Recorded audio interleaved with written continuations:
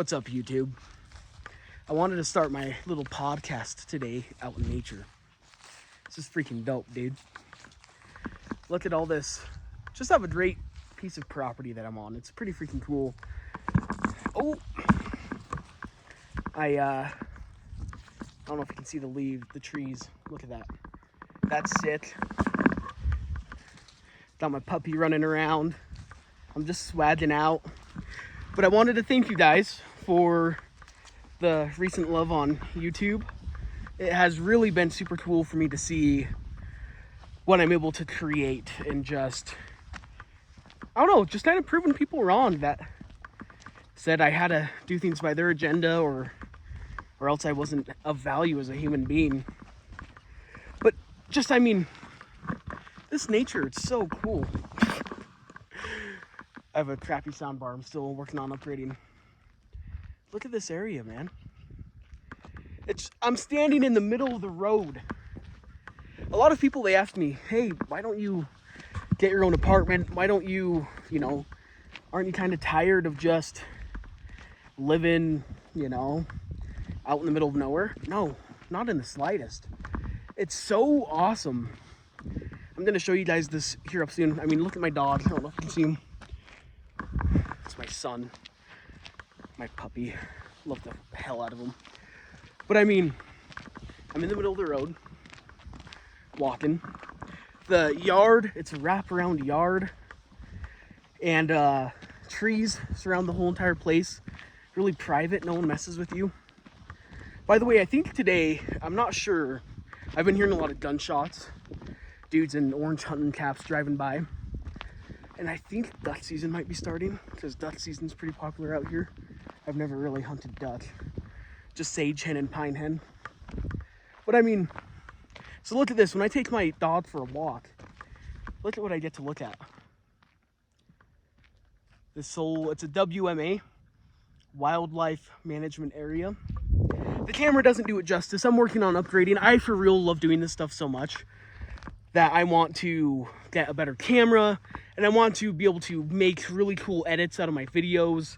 So download some editing stuff, and then also be able to make shorts from my podcasts. So that way you can see the moments that I thought were really good from it, really funny or entertaining, and a short instead of having to watch a whole video. It's just cool like that. But I mean, nature's just awesome. It's really healing. It's kind of cool. I've been getting a lot of, I don't want to sound like a hippie, I've been getting a lot of healing from nature, taking my puppy, my son, for walks. My grandpa, he was my favorite dude in the world. We were just super close. He passed away last week, and it's kind of cool. I named my puppy, I named him Jack, because my grandpa, he told me, if you get a dog, if it's a boy, you have to name it Jack. If it's a girl, you have to name it Jenny. So I got a Labradoodle when I was a little kid, named it Jenny. It was a girl. And then when I got this puppy, at first I was going to name him Oscar. And so, because he just kind of looked, I thought that was kind of a cute puppy name. But as I was these are some of the trees that surround my yard. I mean, just look at this though. But then, so it took me 2 days to kind of give him a name, but Jack kept on coming back to my mind. And then I got Jack, and named him Jack. And it's just kind of cool to see how, even, just kind of recently, I got this dog about a month before he passed, how he had that much influence on me. And this puppy, he's kind of like a living, just remembrance for me of my grandpa, I literally named him Jack just because, you know what, I thought my grandpa was such a cool dude. Coolest dude I've ever known. And I just wanted to honor him. And I wanted to show the puppy to him someday. I never got the chance. But so, in this breed of dog, every article I've been reading, it says expect 25 to 30 years. I don't know if it's BS, but every article I'm reading, he's a hanging tree cow dog. So, yeah, it says expect 25 to 30 years. So, I mean, I could have this dog until I'm in my 50s. That's such an insane thought for me. But it's cool. And now, when I call him Jack, it's just like, man, my grandpa taught me some cool stuff, and I'm just happy to, I don't know, it's just cool. A living reminder of the influence my grandpa had on my life, even with something as simple as naming a dog. Jack, come here. Come here, Jacko. Yes. He's so dope. Yeah, he's a hanging tree cow dog. Man, love this guy. Love him. I just got done with a 12-hour shift. 12-hour night shift at a potato factory, but when he's playing with a potato. Oh my gosh, this freaking thing. But when I get home from work and he's so excited to see me, it's just like, man, I just forget about it all. And I love my job. Love my coworkers. I have so much respect for them. They're really patient with me. Today, it was my first day back. I took 4 days off of work for bereavement with my grandpa. I just would have been totally useless at the potato factory. That's right. That's why I'm wearing my Idaho tank top. You know, Jesus in Idaho. That's what I'm wearing today. Oh, and also my grandpa. The last time I saw him, so I saw him about 2 months before he passed. He lived about an hour away, but I was just busy with work, busy with just my side hustles with YouTube and stuff. And so, but when I last went there, I saw this hat in his living room. I was like, hey, Grandpa, that's a really cool hat. Like, that's awesome. I've never seen one like this. And he said, oh, take it. And so, I don't know, just as I think about my grandpa, the impact he had on me, how grateful I am that I got to spend just 22 years of my life getting to know this great man. He was, and I don't mean great in like this whole religious way. He was just, to me, what a man is, what a man should be. He was so tough. He was so funny. He never let life just win. He always had the last laugh. So I thought that was so cool. But these trees, really cool. I mean, look, I can start walking around the yard. I mean, it's just odd. Like, look at all this. This is why I have a hard time leaving, you know? It's just, man. And then the stars out here at night. Oh my gosh, dude. They are so freaking cool. Like, when you go outside here at night and you look up at the stars, it's just, like 2 nights ago, I was standing out here and I could see the Milky Way galaxy in there. And it was just like, whoa. I'm looking at the galaxy. There's so much I don't know about life. You know, I'm on a spinning rock that is traveling through infinite space, nothingness. And like, these stars I'm looking at, they're so many miles apart. But I mean, yeah, it's pretty cool. I've kind of realized, I think it's more entertaining if you guys get to know me. It's just kind of, I've struggled with being really closed off and building up walls. And I'm like, I'm working on that. It's just, I don't have to share everything with you guys, but I can just show you guys just me, what I am, what I stand for, what I believe, what makes me happy, what gives me joy. Oh, zoom. So for some reason, this puppy, if you say zoom, he'll just start running like crazy. It's so funny. He does like these NFL routes and stuff. But yeah, so I'm gonna take this podcast inside now. Let's freaking have a good talk, eh? Again, you guys, thanks so much for the freaking, the love, the support. It's so cool. Just made my day watching this baby girl of mine, you know? Okay, I'm gonna tilt it up a little bit because the house is messy. So it's a little embarrassing. You guys don't deserve that. Come on, Jack.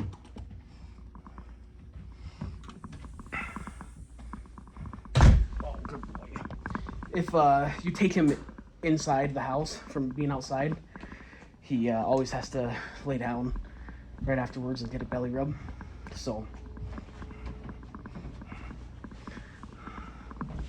dope. Okay, let's set this bad boy up. I'm saving my money for real, trying to get better equipment. But it's kind of fun just doing this with seeing what I can do with this limited knowledge, limited talent. And I wanted to celebrate just the recent success of the channel. It's made me just really sentimental and also just kind of speechless. I thought it'd be funny. I went and I got some actual kind of expensive vodka, some Grey Goose. It says, hold on, I can't read it these on. Distilled from French wheat, in the fine Epicurean tradition of France, comes vodka of uncommon brilliance. Grey Goose vodka is distilled from French wheat and is made with spring water from Gens-at-la-Palue, however the hell you say that. That is filtered through limestone. I thought that was kind of cool. The expertise of the cellar master ensures an unparalleled smoothness and exceptional taste. Sip responsibly. Something I liked about this, okay? So usually I'm just so used to drinking cheap vodka. I've been trying to slow down on the drinking. Like, it's just so fun to me. But so this bottle was like $40, and I've noticed if you get a Coors Light or a beer or something, it always says drink responsibly. But this Grey Goose vodka, it says sip responsibly. It's exquisite, however the French say that. Okay, it's it's exquisite. That was tough to say. It's exquisite. Okay, it is Bajalampe. Okay, this is the whole Napoleon Bonaparte drank this after having sex with a hooker. So, and it has a torque. And then, but because I'm Idahoan, because I do have white trash roots, and I'm proud of it. Damn it! Here's this little A&W mug with some ice. And we're just gonna sip responsibly, like a true connoisseur of the vodka. Yes. You know what it kind of reminds me of? I don't know if you've seen those commercials or I've seen a lot of videos making fun of this ad on Instagram. There's like this chick, and she's wearing this like tight black dress or something, and there's a Mercedes car, and she like taps the M. She's like, Mercedes, and then she like goes inside and she like taps the axles, not the axles, dumbass, the rims of the tire, and she's like, Mercedes, and she's being all just whatever. So people are going up to like their crappy cars. There's a mosquito. They're going up to their crappy cars and being like, just like hitting it and stuff. Jeep, you know, like it's kind of funny. But I want to show you guys. I did this for you guys with how much help you've given me on the channel. It's I got a haircut. Now, I don't know if you've heard of Dan Bilzerian. I read his book, The Setup. Actually really good. Actually a lot of wisdom in there. Also, I've been watching the Joe Rogan podcast with him on it, and say what you will about Dan Bilzerian, I think he's had a really crazy, cool life. And I think he's put up with a lot of just people talking crap out of either jealousy or just, I think it's mainly jealousy, honestly.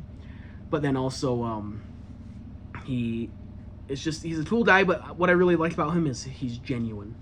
He is very, just real with what he does. And I liked something he said, where he said, the reason why I post so much crazy stuff on Instagram and just show my life, it's because I've just decided to, a lot of people, they won't post certain things because they have a job and a wife and kids or whatever. They can't really let that side of themselves be seen, except by a trusted few. But he said, you know what, screw it. I'm just going to go out and I'm going to freaking show who I truly am. And you can either accept me or hate me, I don't care. And so, but he has this cool haircut sometimes where the top and the back, it's like a mullet kind of. It's like the top and the sides are shaved, but the top and back, it's kind of like a one connected mullet type of deal. And so I was looking in the mirror today, and I said, you know what, I'm gonna get tased tomorrow. That's gonna be on the channel here soon. I'm gonna get tased. That's gonna suck, but I want to look cool while I'm doing it. Who's cool? Dan Bilzerian. Okay, so now I think it's super funny too. I'm losing my hair. I'm 22 and I'm losing my hair, but so I'm balding, and then I have like my hair is really thinning on the back, but I just cut this like freaky mullet, like thinking I have all this hair. I think it's just funny. It's more for humor. But hold on, let me unveil it. Okay, get ready. Look at that. Red line from the hat and my helmet all day. But so the sides, I don't know if you can see it that well. I just think it's so freaking funny because I'm like balding in the back too.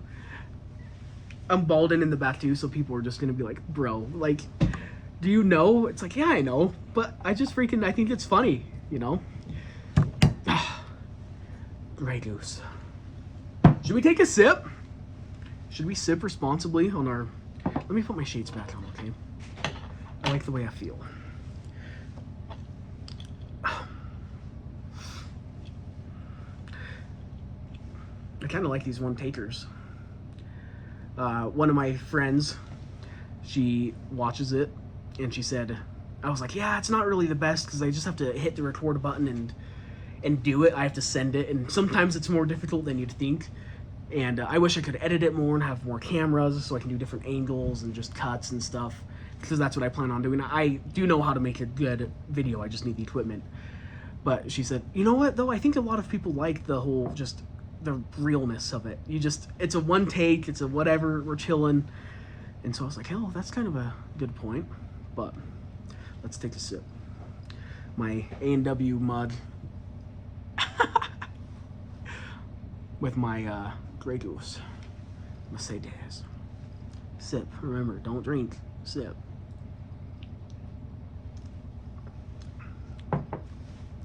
Wow, that's really smooth. Oh. Sorry, it burns a little bit. No, but it tastes good. That's just straight out of the bottle. Distilled through limestone. Yeah, it's made with spring water from the Genzar-le-Palue that is filtered through limestone. And then I think it said 3 times or something. It said no, I was watching the show called Peaky Blinders. It's my #1 all-time favorite show. I love the main character, Thomas Shelby. I love the cinematography of the show in general. It's based in World War I, and just the writing is so immaculate. And then just the scenery, you feel like you were in freaking Birmingham, England in the 1920s, right after World War I. It's just the props, just the houses that they're in. Everything is so authentic. It looks like it took so much effort, and the actors are great. So I love the show, but I relate a lot to the main character, Thomas Shelby. He has this dark side, and he has this light side, and he like battles between them, and it's really cool. Yeah, the very first time you see him in the show, in the first episode, season 1, he's riding a black horse, and he's in his dark side is winning right now. But then he has this crazy transformative journey, and it seems like throughout the show there's just this divinity helping guide him and helping him succeed, even when he was doing bad things to get the money, because it's like this divinity knew his heart and knew his soul, knew that he wanted to be good. He was just wrestling with PTSD, and he had no other way of being successful unless he was just ruthless.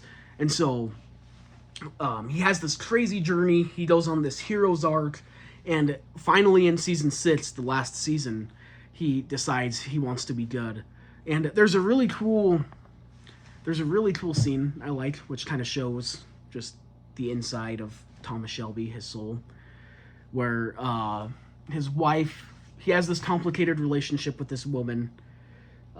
So his first wife that he loved a lot, she gets shot and killed. Someone tried to shoot him, but then Thomas Shelby's older brother Arthur tackled the dude as he was shooting, so his hand moved and he shot the... I'm spoiling the show, but shoots his wife, and then she dies. He goes super dark mode again.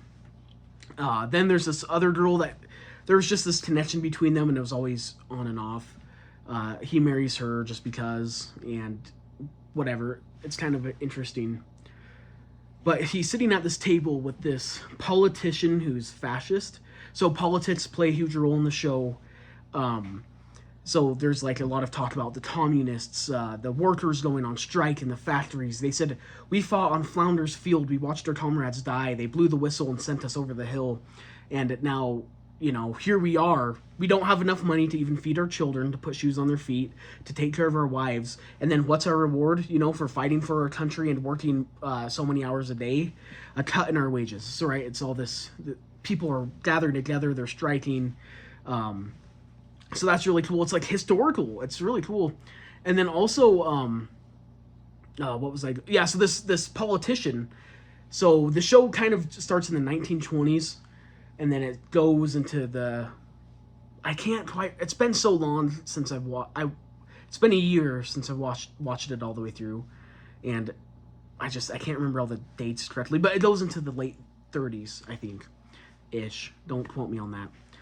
But so Germany is starting to put out these ideas about Jews, hey, like, we don't like the Jews, they do this and they do that, and fascism was on the rise, and there's this really evil guy. I think someone said to Thomas, he said, "If you think you're a bad man, this guy, Mosley, he is the devil himself, and you're going to be meeting him today." So just there's this big build-up, fascist politician. He's very influential. He's a very good speaker, and he wants to do business with Tommy Shelby because Tommy Shelby is also a very influential, powerful speaker. But he's used his influence as a politician to start doing good things. Now that he has this money and the success and everything, he realizes he wants to do good with it and kind of forget his gained life in the past. But so he has to do these deals with Mosley to kind of keep his position or something like that. I can't quite remember. But anyways, I'm going way too deep into this. I just love the show so much. What I'm talking about, though, is they're eventually having a meeting. Thomas Shelby, he discovers that he has a brain tumor. He's going to die in like a year. He becomes really depressed, really sad. And he was super sad because he wasn't able to do the good that he wanted to do. It's just his legacy. He you can kind of tell he thinks about his legacy a lot. His legacy is going to be this gangster bookmaker from Birmingham, turned a politician, but then just died. So he's having this meeting with Mosley, and I think the importance of the deal, it was Mosley and then this American senator, who's also really influential, has the president's ear from the United States. And these are all just really bad men. The senator from America, his wife is totally evil. And Thomas Shelby, he's sitting at this table. And they're like, "Show us that you're really loyal to the cause about fascism." And so he does the whole Nazi salute. And you can see on his face, he's like, "F you guys," right? But so anyways, now I've tried to give you the cliff notes on this immensely deep and complicated story arc of a television show. Okay. Thomas Shelby, he looks at them, and his wife was upset. Her name's Lizzie. She got upset and left the room because the American senator's wife, Thomas Shelby is very flawed, right? He cheats on his wife all the time. So she seduced him, he slept with her and all this stuff. And so then she's bragging about it, like, "Oh yes, he was very, very good in bed," or something, right in front of his wife. So she gets upset and leaves. Thomas, and this is very shortly after Thomas Shelby's daughter passed away. Her name was Ruby. That devastated him too. And at her funeral, he even gave this speech of saying, "She used to play by this river," because they're gypsies. That's a big part of the story too. And when you die, what they do is they kind of take you to a place you enjoyed or whatever, and then they put you in this carriage, and then they put you and all your possessions in it that meant a lot, and then they burn it. They burn your body. So they were doing that with her at this river she played at. She was 6. And anyways, he's talking at the funeral, and he says, "She used to play by this river and whatever, and we're going to take whatever comes down from this river and we're going to make it good. We're going to make it happy and good, just like Ruby was." So even then at the funeral, he's fighting the good and the dark. But then, so he gives that speech about wanting to be good. As they burn the carriage with her in it, he immediately walks away. Doesn't hug his wife, doesn't hug his son or his brothers or anything. He just walks off, and he looks at her as the carriage is burning, and he says, "I will get revenge on you." And then he goes and he kills. He's a gypsy. Someone put a curse on his daughter. She died. So then he went and killed that person, and then lost his mind after that. But so at the table, fighting the light and the dark. Okay. He wants to do good, but he also has this darkness in him. He gives the speech, and he says, after his wife leaves, after, that lady bragged about having sex with him, and he raises a toast, and he says, "You want to know the truth? My wife, Lizzie, she doesn't deserve me. She doesn't deserve any of this. She doesn't deserve what I will become. Because the truth is, I deserve to be sitting at this table with fuckers like you." And says that to all of them. And then he says, "Could there be a sadder ending, eh?" And then he takes a drink.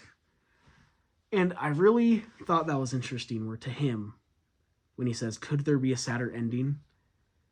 The saddest ending in his mind was that he would become just a truly evil person, that he was a truly evil person, and that was the end of his story. He never got the chance of redemption.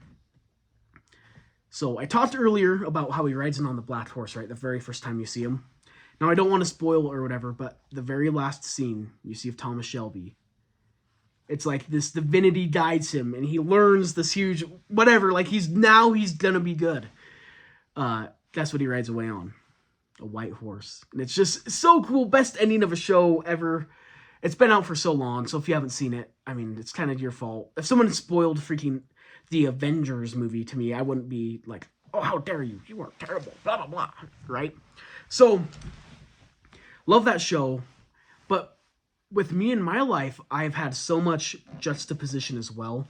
I've been at times where I just felt so strong and invincible and just healthy and happy, and then I've had times in my life where I was so depressed and in the dark, and just like thinking, could there be a sadder ending where I end up like this, and this is gonna be my life, or I die this way, where I don't get that chance to redeem myself. But it's just cool because I struggle with a lot of the same things that Thomas Shelby struggles with on the inside, PTSD and just guilt and regret and confusion about what to do, but you still have these beliefs that carry you, and you still want to redeem yourself and be good despite the hardships and just unfair circumstances you've been placed in, where you've done things where you just kind of lost control for a while. Let's take another sip. Okay. Mercedes. But so I just really related to that. Could there be a sadder ending? Because when I first watched that show, I thought the same thing. Could there be a sadder ending for me just dying like this, living like this, just staying this way? But like, redemption is possible, and I'm working on it right now. So anyways, that's just cool. That's a cool little thing. I love that show a lot. Also, a really good show I watched last winter, Game of Thrones, man. Like, yeah, it's really violent and dark and stuff, and, you see a lot of boobs. I mean, that's kind of a plus. But, Game of Thrones is a really entertaining show to me. I love depth of character on films or on shows, or even in a book you're reading, whatever. I like a character. I care more about the characters and just how they handle the situations that the story places in front of them. Like, that's kind of, I'm not going to talk smack on stuff I don't really know, but that's kind of why I don't like Star Wars. I mean, the only character I like in Star Wars, okay, I like two. I like Darth Maul, just because he's dope, okay, with that. But also Darth Vader, where he was Anakin, and then he fights Obi-Wan in the lava, and he's like how dare you? You were my brother. Rah. And then he turns into Darth Vader, the most sinister Sith Lord, whatever it's called. But then he kills, who does he kill? Palpatine, Emperor dude. But then, because he was the chosen one, and he was the one prophesied to kill the most evil one, and it's almost like maybe he had to become Darth Vader to kill Emperor Palpatine. Who knows? Okay, Qui-Gon, who's the dude with the green lightsaber Darth Maul killed. He was a wuss. He lost. Darth Maul chopped him in half or something. But so, I mean, that's like the most depth of character you see in Star Wars, and then the rest is just lightsabers and just fat reptiles named Jabba the Hutt, and Princess Leia in a bikini and a talking Bigfoot. It's like, bruh, dude, this isn't just real to me. This is just more like, I live in fairy tale world, and I like to just live in just, I don't know. One time I posted some stuff on Facebook about my thoughts on grown men who just, their only hobby is just playing with lightsabers in the park at night. Oh my gosh, dude. I thought people were going to come break into my house and try and jerk me off while I was asleep. It was so gay. But, like, dude, it was so stupid. I got so much heat. No, I like and even Harry Potter, to me. I've watched the Harry Potter movies, haven't read the books. Okay, don't freak out on me, nerds. But even with Harry Potter, I'm like, bro, okay, but they just don't focus on the story. It's just like they kind of show you for 20 minutes. He was an orphan. He lived under some stairs. Then this big fat dude with a beard came and was like, you're a wizard. Come to the school. It's like, bruh, I like symbolism. I like character arc. I like anti-heroes. I like heroes in general. I like villains who redeem themselves. I like a straight up villain who's crazy and wants to, but he has a deep reason why he is a villain, and he actually says some things that you can agree with. He's a complicated soul. And so I love film. I love art. I wish I could paint. I wish I could do music. I wish I could do all that stuff.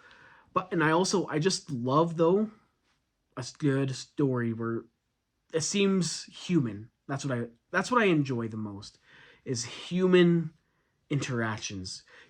Where you see the good, the bad, the best, and the ugly, but then your ultimate conclusion of it is it's beautiful, because that's what life is in and of itself.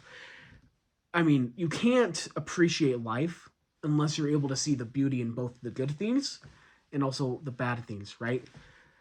You lose someone you love. You could go down, and it's kind of easy to, it's like almost instinct to go down this path of self-pity and depression and darkness.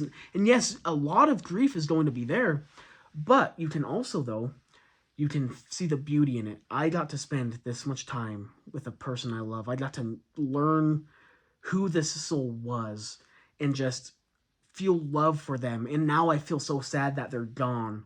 I hope people can feel that way about me when I pass. And I'm still here. I can still, it's just like you can find the light and the dark in every situation. There's opposition in all things in life. But you can't truly appreciate life until you see the beauty in both the good and the bad. And so I like shows and art that show that as well, the good and the bad, both sides. But you see the beauty in it.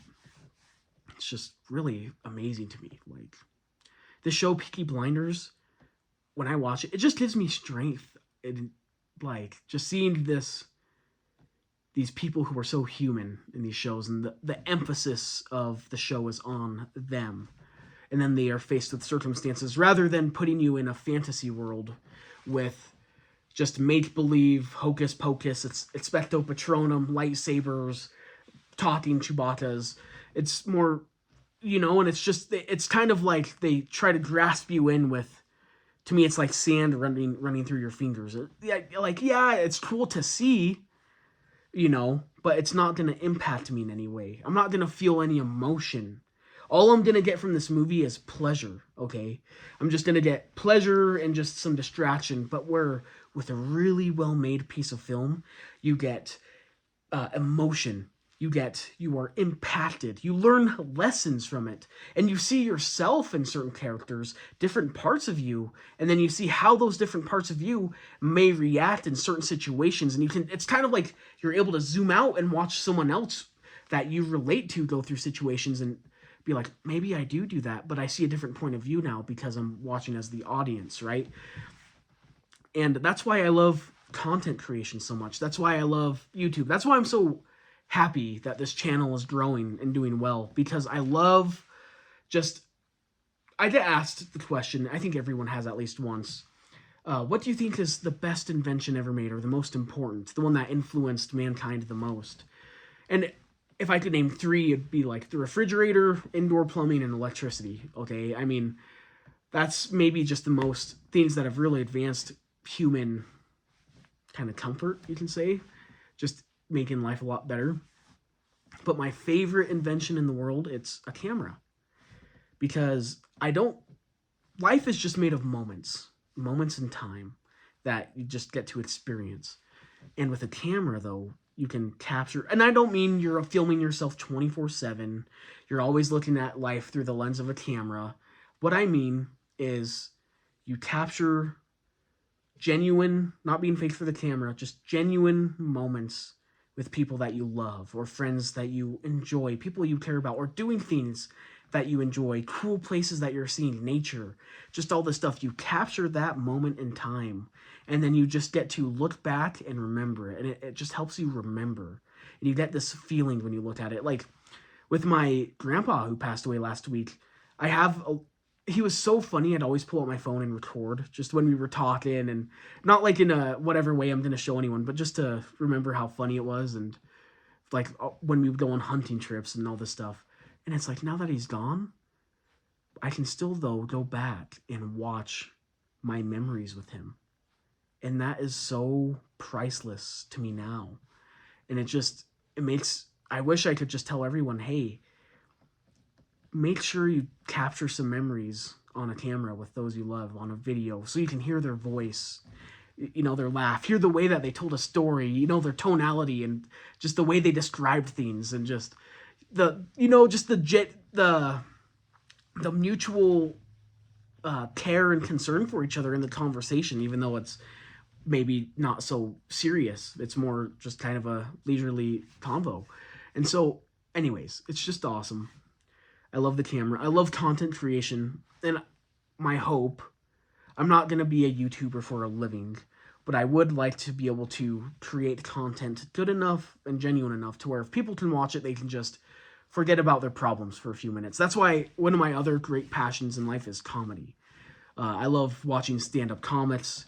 I love trying to kind of come up with comedic bits in my head. It's something I want to try. I just live in a small town in Idaho, so like there's no comedy clubs. But it's on my bucket list. It's kind of a dream of mine to go to a comedy club, watch it, and then also just try stand-up once. But I love comedy because there's this cool, I'm not trying to be all sappy right now. There's this verse in the Bible I like. Okay, and I'm not being preachy. I'm not saying believe Jesus. I've read the Quran, the Holy Bible, the Book of Mormon. I've read a lot of religious texts. It's really interesting to me. But I like this verse in the Bible where it says, the grave hath no victory. The sting of death is swallowed up in Christ. So the sting of death is swallowed up in Christ, right? From the Christian Bible. But do you want to know something that I came up with as I was thinking about my love for comedy? So the sting of death is swallowed up in Christ. But then, to me, personally, the sting of life is swallowed up in comedy. Where you can take something unpleasant, or maybe just embarrassing or whatever, but you can turn it into something that makes you and other people laugh. And just like everyone says, laughter is the best freaking medicine ever. It's awesome. I love it when I'm just genuinely laughing.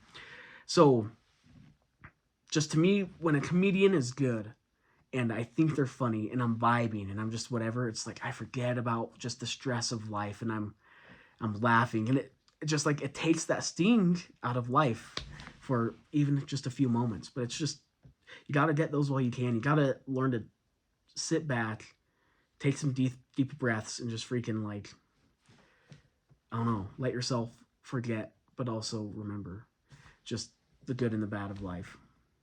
You just got to find what you enjoy. You got to do what you like doing. And you got to be willing to make mistakes.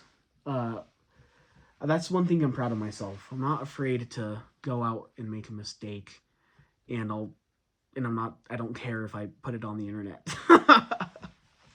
I'm willing to try and mess around and be stupid, whatever, make mistakes. But I don't know. I enjoy this. I'm going to do what I enjoy. And I think too many of us as people, we spend so much time worried about what others are thinking of us or wanting us to do, to where we don't maybe even know what we want to do in life, or we don't give ourselves that permission to go do what we want because we feel like it's not going to be okay, because we have to kind of put up this front when we're around others to be accepted, right? To just be cared about when accepted. But my challenge is just find the things you enjoy, be willing to make mistakes in pursuing them, try to just do the best you can, and just forget about what others think. Just like Dan Bilzerian said, okay, I got his freaking haircut. All right, just put yourself out there, and that doesn't mean be super crazy. Like, yeah, you get what I'm saying, but put yourself out there a little more. Be a little more genuine, like kind of break down your walls a little bit, show who you really are, and then if others accept you, they accept you, and if they don't, then fuck them. But I'll tell you this, when you are yourself and people accept you, that is very pure, because you know that they love you for who you are, or like you for who you are, and they don't like the fake version of yourself. You're not gonna accidentally maybe slip up and show your true colors, and then they're gonna be like, oh, I don't like this person, right? So, yeah. Thank you guys. I'm happy. I'm really happy with this channel and the success. I really hope that I can give you some just genuine, good content. I have so many ideas in my mind for what I want to do this, but I'm doing 12-hour night shifts at a potato factory, saving some money so that way I can get like a better camera, some more equipment, some stuff to edit with, and I know I can fucking fly with this thing, and I'm so excited. But I'm playing the long game. I'm playing the long game, right? It's just what I enjoy. So some updates for the channel. I'm gonna try to find a more consistent posting schedule. It's kind of been a little inconsistent, but I'm gonna try to post like on a certain day and a time, a couple times each week. But tomorrow I'm gonna get tased by one of my friends after work, a coworker of mine. She's gonna tase me because it's always been on her bucket list to tase someone, and it's always been on my bucket list to get tased, because I just want to see if a cop came and I ran and he tased me, could I handle it and keep going? You know, I know I'm gonna not be able to, but I gotta know. So I'm gonna get tased tomorrow. I'm gonna make a video about that, and then on Wednesday, one of my good friends, he is an international world champion axe thrower. He's super dope, and I'm gonna do a little vlog and podcast with him. So that's gonna be super fun, super exciting. I'm really looking forward to that one. And we're just gonna keep rolling with this, baby. So anyways, this is the Baby Buttars podcast. I am your host, Andrew Hawes, or as my rap name / nickname goes, Baby Buttars. Peace out, be safe, God bless.